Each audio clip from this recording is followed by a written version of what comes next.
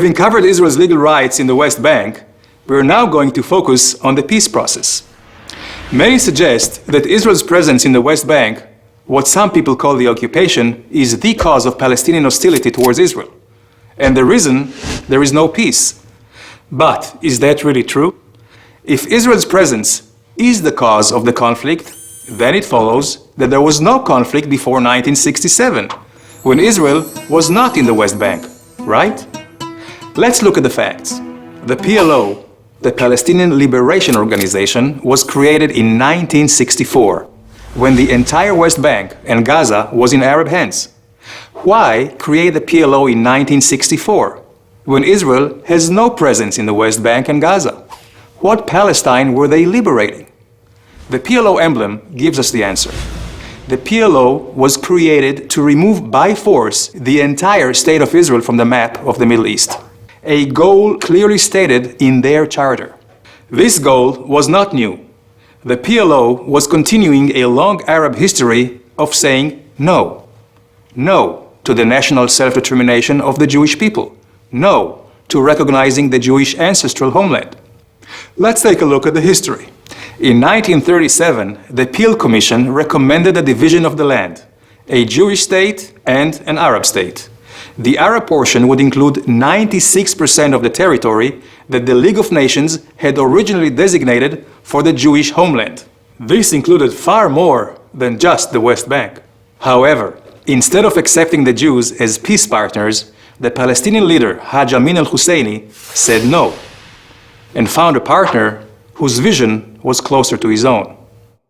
In 1947, the United Nations recommended the partition plan, which again offered the Arabs far more than just the West Bank. The Jews said yes. The Arab leaders again said no, and launched a war of extermination. Israel won that war, established the state, but did not know a day of peace, despite the fact that its Arab neighbors held the entire West Bank.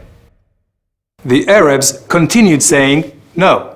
They attacked Israel relentlessly, using the West Bank as a launching pad, until Israel took it over in a war of self-defense in 1967. After the war, the Arab League rejected all attempts at peace. They continued to choose force over negotiation. And at a summit in the city of Khartoum, we again heard no, no, no. Let's fast forward to 1993. Israel and the Palestinians signed the Oslo Accords. Were the Palestinians finally saying yes? It appeared so.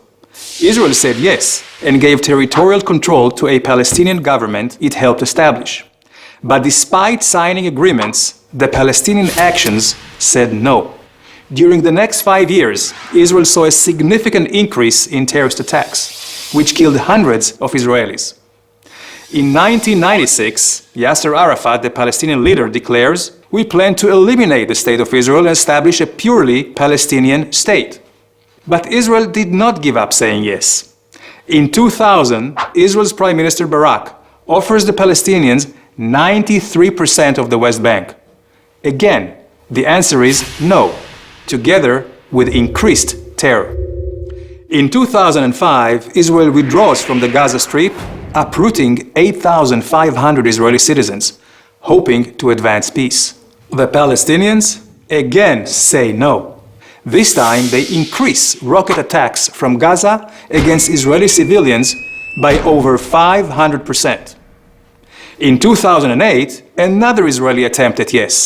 Prime Minister Olmert accepts nearly all Palestinian demands, including handing over almost 100% of the West Bank with minor land swaps.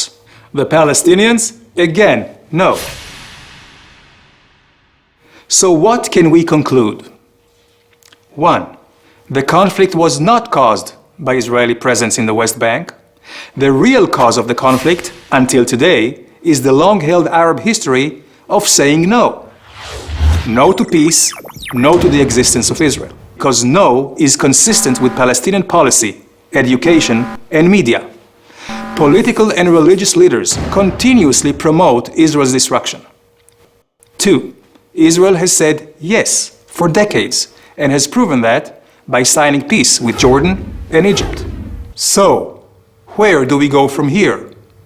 How do we achieve peace?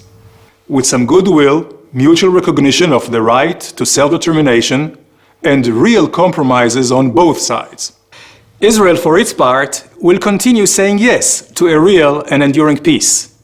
But for the peace process to succeed, the Palestinians will have to give up their uncompromising choice of force over negotiation and of choosing no over yes.